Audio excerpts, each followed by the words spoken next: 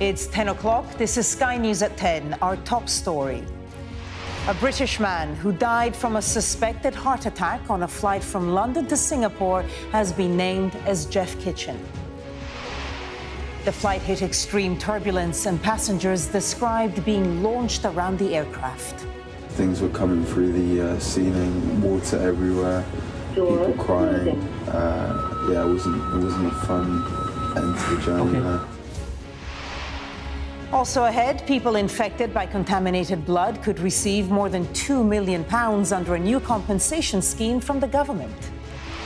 3 days of funerals and processions in Iran after the president died in a helicopter crash, as activists warn that his death will not change anything in the country.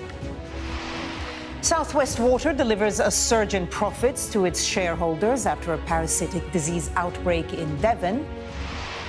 And Gareth Southgate tells Sky News he was forced to make some tough calls when picking his England squad for the Euros. Plus, we'll take a first look at tomorrow's front pages in our press preview from 10:30 right through to midnight.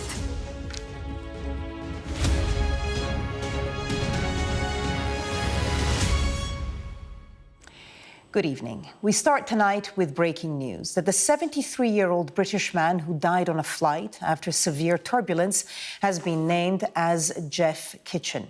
Dozens more were injured in the incident, with passengers describing people being launched into the overhead lockers.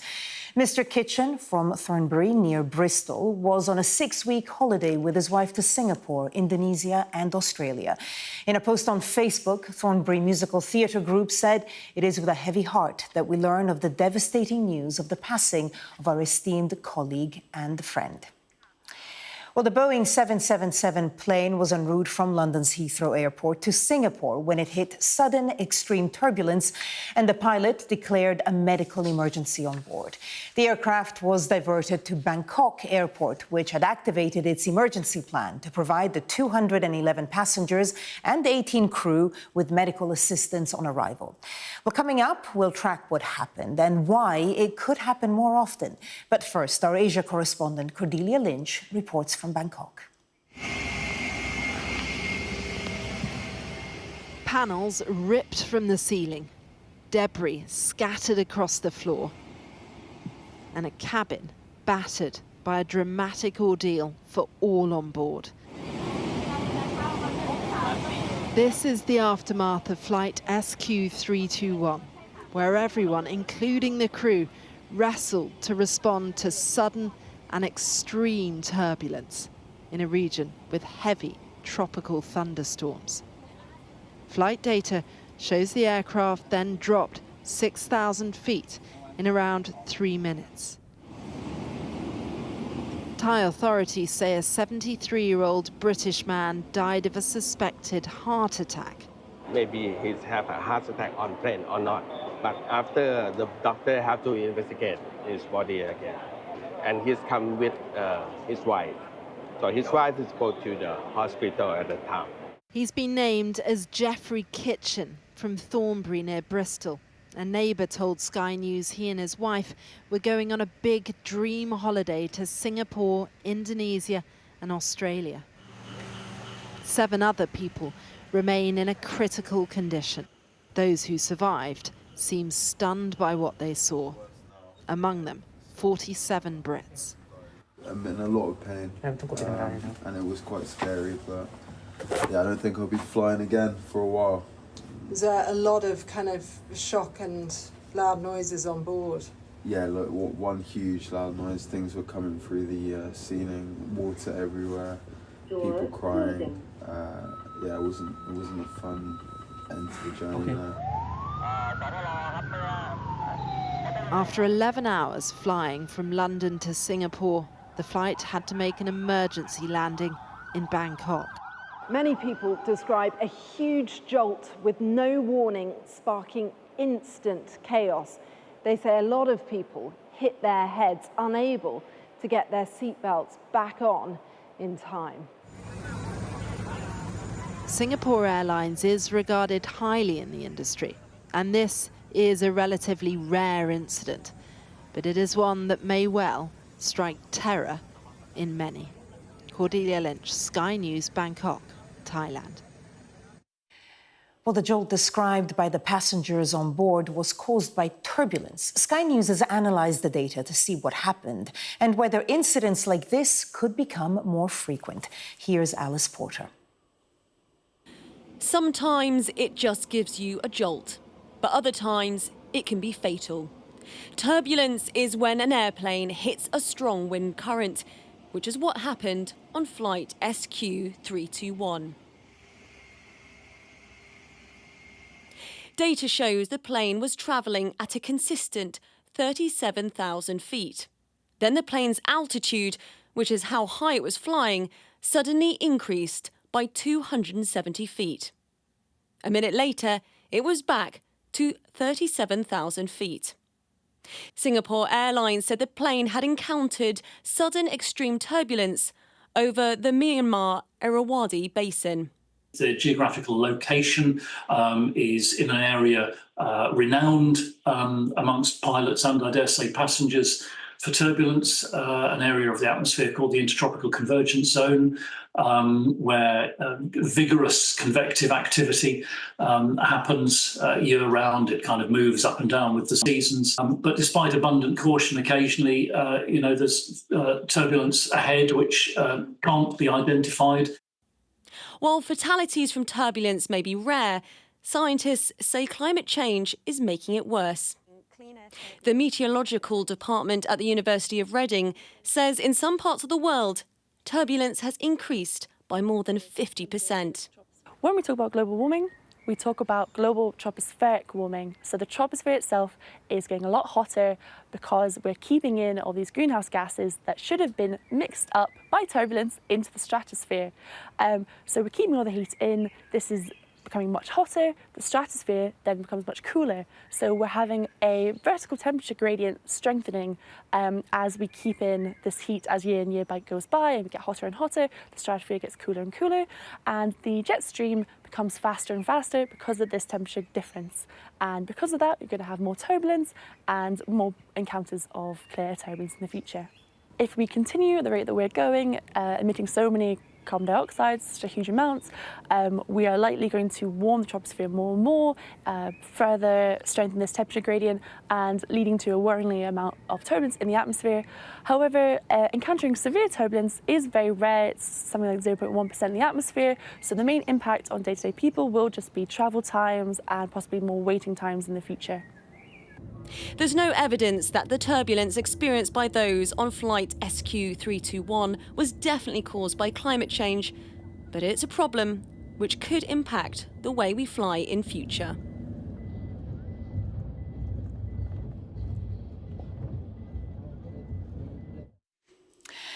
And Alice Porter joins me now in the studio. So, Alice, what more do we know about this British man who died on that flight? It's really tragic, isn't it? This was a 73-year-old Geoff Kitchen, and it's understood he was on a 6-week holiday with his wife. It was meant to be a trip of a lifetime, and they were going to be going to Singapore, Indonesia and Australia. Sky News spoke to one of their neighbours who said they'd been hugely looking forward to going on this enormous trip. It's understood they've got 2 children, and also what we do know about Geoff Kitchen is that he was very involved in his local amateur dramatic group, and they've given quite a moving statement about Geoff Kitchen. It's from Thornbury Musical Theatre Group. They say, "It is with a heavy heart that we learn of the devastating news of the passing of our esteemed colleague and friend Geoff Kitchen in the recent Singapore Air incident. Geoff was always a gentleman with the utmost honesty and integrity and always did what was right for the group. His commitment to the Thornbury Musical Theatre Group was unquestionable, and he has served the group and the local community of Thornbury for over 35 years, holding various offices within the group, including chairman, treasurer and most recently secretary. Our thoughts and prayers go out to his wife and the family at this difficult time, and we ask that you respect their privacy." So that was a very moving statement there about Geoff Kitchen, who's the British man who's been named as the man who was on this flight that was going from Heathrow to Singapore, where sadly it got into this turbulence, very, very bad turbulence around above in Myanmar, and then had that emergency landing in Bangkok, and other people, unfortunately, were also injured, as we were hearing in that earlier report. Very sad news. Alice Porter, thank you. Now, a day after the full extent of the infected blood scandal was laid bare, victims have today heard details of a long-awaited compensation scheme. A report delivered by Sir Brian Langstaff yesterday found that 30,000 people were knowingly infected with HIV or hepatitis C, and successive governments had compounded the suffering of those affected. People could each receive payments of more than £2 million under the scheme, with the first full payments to be made before the end of the year. Sky's health correspondent Ashish Joshi has more. Richard Warwick was a Trelaw's pupil. Infected with HIV and hepatitis C in secret trials, the sinister episode earned the school its own chapter in the infected blood report. Today he was in Parliament as the Paymaster General detailed plans to finally make amends for the scandal. He said that there was no limit financially. They will pay what they have to pay to the victims. Do you believe him? I think we have to believe him, considering he said it in the House. Also, there was John Lister, a haemophiliac infected with hepatitis C in his 20s. I talked to the fellow haemophiliac community, and they feel that it's now going to happen. You know, we're finally going to get recognition and the compensation that we so deserve. But his daughter Hannah thinks new interim payments announced for the infected should have been offered to affected families too. I think it's a disgrace that they're still not recognising these lives. You know, parents who've lost children, children who've lost parents, there's still no recognition of these people, and it's not good enough. Earlier, John Glenn laid out the government's package. If you have been directly or indirectly infected by NHS blood products, or tissue contaminated with HIV or hepatitis C, or have developed a chronic infection from blood contaminated with hepatitis B, you will be eligible to claim compensation under the scheme. He also promised compensation to affected families and friends, as well as further interim payments of £210,000 for infected individuals, which he said would be paid within 90 days. Sir Brian Langstaff's report is damning in its condemnation. Public inquiries are not set up to determine criminal or civil guilt. That's up to the courts to decide. But it doesn't mean that individuals can be stopped from trying. His support in delivering this scheme will be... Stu McLean was infected with hepatitis C after he was wrongly diagnosed as having a blood clotting disorder. In the report, it says the treatment administered to Stuart showed a cavalier disregard for safety. Schemes don't bother me. I want criminal. I've always wanted criminal from day one, and I'll be happy with criminal. Schemes and money don't mean nothing to me.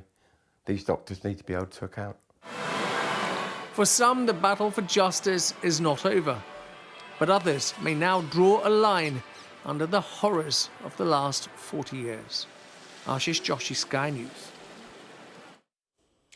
Tens of thousands of people have followed a funeral procession in Iran today after the president died in a helicopter crash at the weekend. Ibrahim Raisi's body will lie in state at the Grand Mosalla Mosque in Tehran before being flown back to his hometown of Mashhad, where he will be buried on Thursday. Sky News has spoken to an activist in Iran who is celebrating Raisi's death. Sky's international correspondent Alex Rossi reports.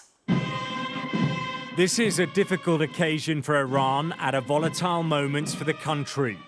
As the funeral procession made its way into the capital, Tehran, the regime and its supporters were still trying to process the shock of the president's death. The cortege started in Tabriz, the closest city to the site of the helicopter crash.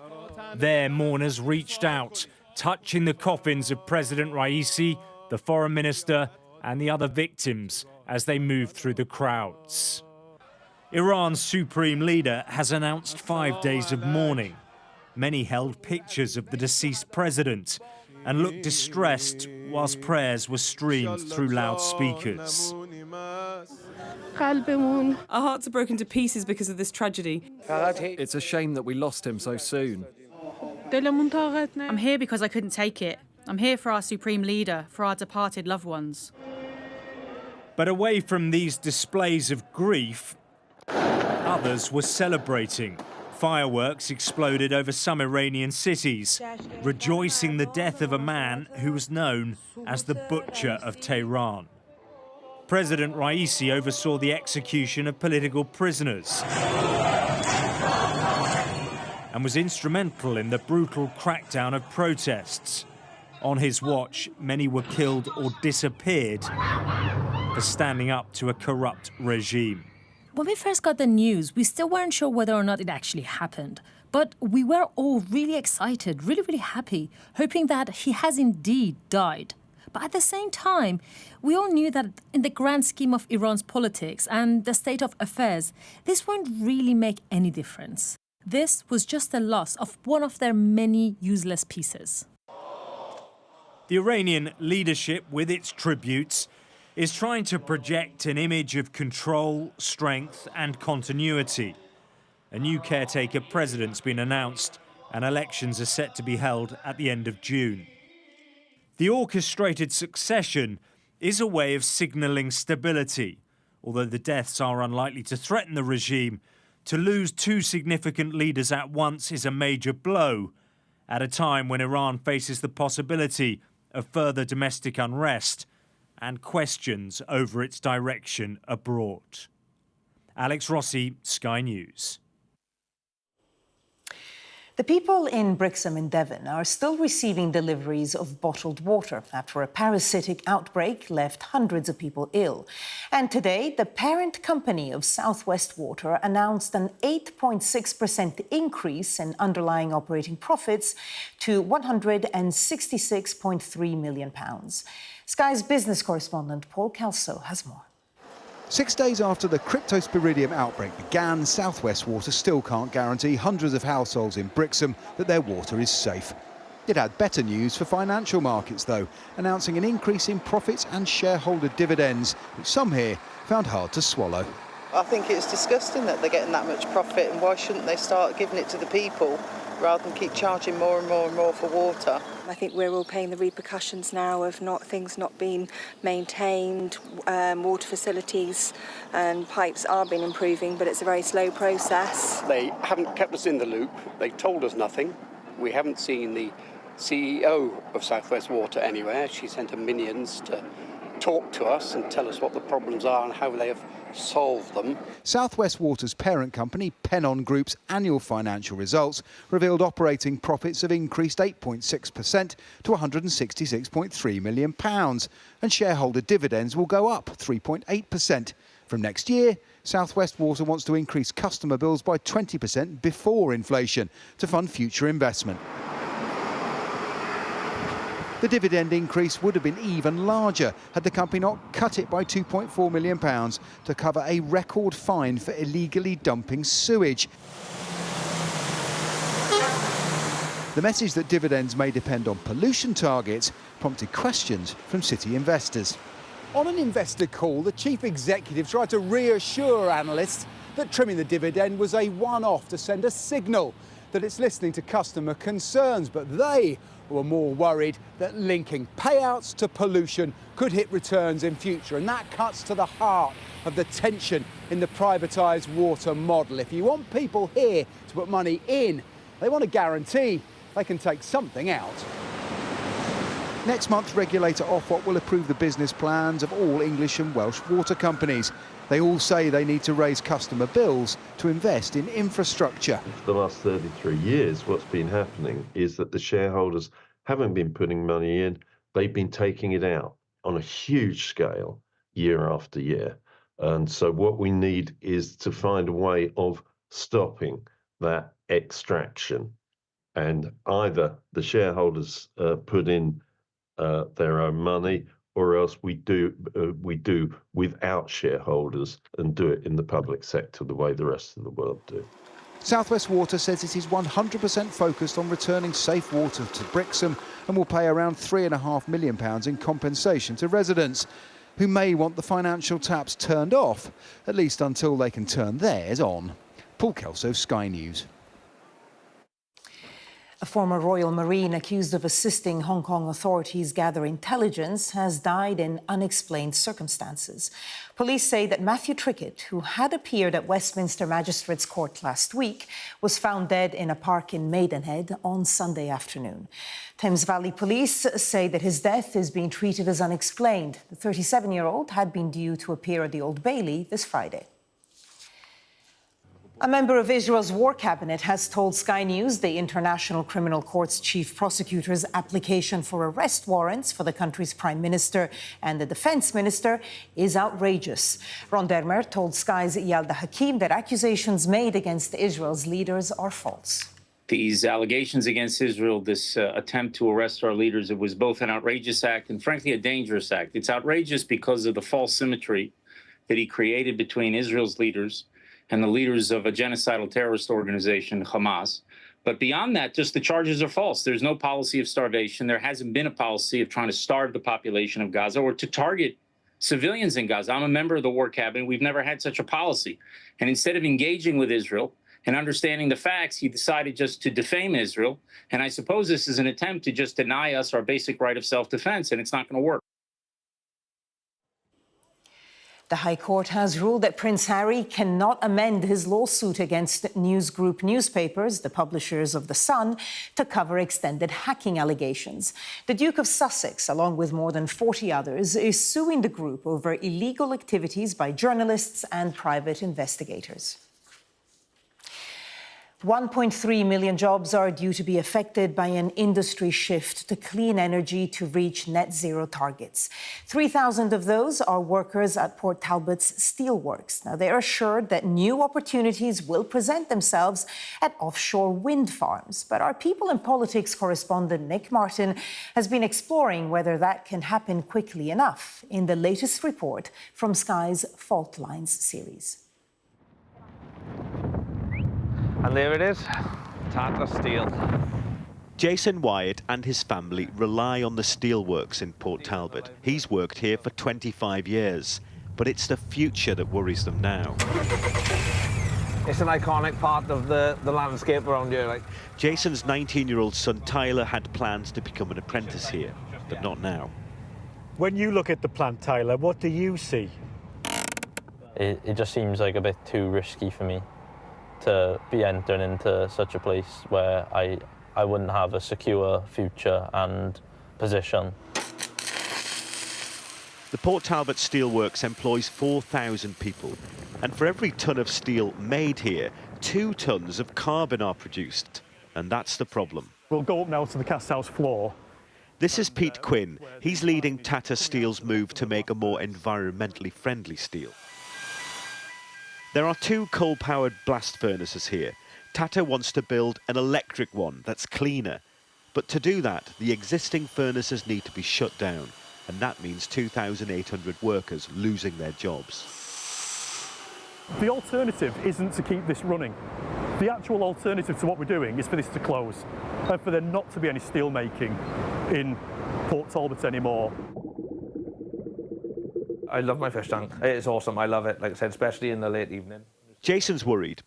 We're not opposing the sort of green steel agenda then and the building of electric arc. What we're opposing right now is the way in which we're transitioning. The Resolution Foundation estimates that around 1.3 million industrial jobs like Jason's in the UK could be affected by the drive to get to net zero. In the quest to go green, there will be winners and losers. But out to sea, there are big plans. A wind farm here off the coast of Port Talbot with enough turbines to power 4 million homes. Tata hope they can make the steel platforms that the turbines sit on, and the port itself will be completely redeveloped. There's an immense amount of worry at the moment throughout the community, and I think ABP's role in this project is to deliver the project as soon as we can and bring those job opportunities forward. Britain's journey to a greener future is a necessary one. The stakes are high, and the plans here seem so close, but yet so far away for the steelworkers and their families. Nick Martin, Sky News, Port Talbot. Tomorrow is a day that many victims of the post office scandal have waited years for. The former chief executive, Paula Venables, is due to give evidence at the public inquiry into the Horizon IT failures. Ms. Venables was head of the post office from 2012 to 2019, when sub-postmasters were still being prosecuted, but the organization continued to deny the faulty Horizon system was to blame. Sky's business correspondent, Adele Robinson, has been following the story and has this report. We are a business that does genuinely care about the people that work for us. It was the Bible, according to Paula Venables, painting a picture of a corporate machine that cared. There are so many questions she needs to answer. But the former post office boss presided over one of the worst miscarriages of justice in British history. I think there's still going to be lies. Just got to come clean. Her turn now to give evidence to the inquiry. This is an opportunity, as it were, to make confession. Paula Venables has become a household name. Gentlemen, we have nothing to hide. This TV dramatisation showing faulty software caused hundreds to be wrongfully convicted. Chirag lost his home and business, writing directly to Paula Venables. Literally was begging for help, which she just kept passing it on to other people rather than intervening herself. I think it's very cowardly. I think there's still going to be the culture of denial. I don't recall or I don't remember when it's put to you in black and white. You've made these decisions, just come clean. What she knew and when will be a recurrent theme, including this crucial moment in 2015. If there had been any miscarriages of justice, it would have been really important to me in the post office. So far, we've had no evidence of that. Sitting next to her back then, Ian Henderson, a forensic accountant helping uncover the scandal. What was the basis of her evidence to support what she told the Select Committee? I think that needs to be sort of probed. For her to say what she did in 2015 was just wrong. Evidence shows the post office knew about remote access to accounts and computer bugs undermining prosecutions. Campaigner for sub-postmasters Lord Arbuthnot tried to get to the truth. It became clear that she was actually trying to shovel things under the carpet. And at the end of 2014, the MPs and I broke off relations with Paula Venables because we no longer trusted the post office. Lawyer for victims Paul Marshall describes a corporate inability to accept flaws. She was or became the leader of what was indistinguishable from a cult. It had a belief system in which everything that didn't coincide with that cult and its set of beliefs had to be either destroyed or excluded and removed. Paula Venables says she'll cooperate fully, but while already stripped of her CBE, her answers will dictate how much more accountable she will become. Adele Robinson, Sky News. And we'll have full coverage of Paula Venables' evidence to the post office inquiry from 9:45 tomorrow morning. Sarah Jane Mee will be live throughout the day from Fenny Compton Village Hall, where former sub-postmasters gathered for the first time and the battle over the post office scandal began. Gareth Southgate has told Sky News that leaving Marcus Rashford out from the Euros England squad was a difficult decision. The provisional England team was announced this afternoon for the summer tournament, and there were some big surprises. Our sports correspondent Rob Harris has been speaking to the England manager. These three Lions have been England tournament constants, but Gareth Southgate won't be taking them to his fourth. How difficult was it to inform Sterling, Henderson and Rashford? Yeah, making those calls is of course difficult for me, but is more difficult for them. But they were really professional, very mature in how they took that. With Marcus, I just feel that other players in that area of the pitch have had better seasons, strong seasons. With Jordan, he's had an injury for 5 or 6 weeks out in Holland, and in the period he's had, hasn't been able to get the physical intensity back. A changing of the guard for the Euros. 5 players named by Southgate have never played for England seniors, and 7 have to be cut for the final 26-man squad. Hoping to go one better than 3 years ago at Wembley, when the final was lost. Can you win the Euros? Everybody wants a straightforward answer, which is yes, we can. Every tournament is different and throws up different possibilities, different opportunities, different things that are the reasons for winning and losing. So there's what you can learn from the past, but then there's hitting form and finding the right way. You know, it is a moment that unites people. That's one of the great privileges about being involved with international football. Will it be your decision or the FA's decision whether this is your last tournament or you'll stay on to the next World Cup? Well, I imagine both. That's always, as we've worked, the ambition has been to win a tournament. So there's nothing for us to consider until we've done that. And if we can do that, maybe I'll retire and do nothing anyway. When you've worked so long and so hard for the opportunity to take your country and lead them with a chance to win something, then your focus has got to be 100% on that, and that's where mine is. Well, favouring youth over some of his most experienced players, finally ends Southgate's search for silverware. Rob Harris, Sky News at St George's Park. Well, that was Sky News at 10. Coming up, we'll take a first look at tomorrow's papers in the press preview. Tonight, we're joined by Henry Hill, Deputy Editor at Conservative Home, and Sonia Soda, Chief Leader Writer at The Observer. Welcome both. Now, among the stories we'll be discussing, this on the front of the Metro. The headline, Brit dies in jet plunge at 38,000 feet. We'll be right back.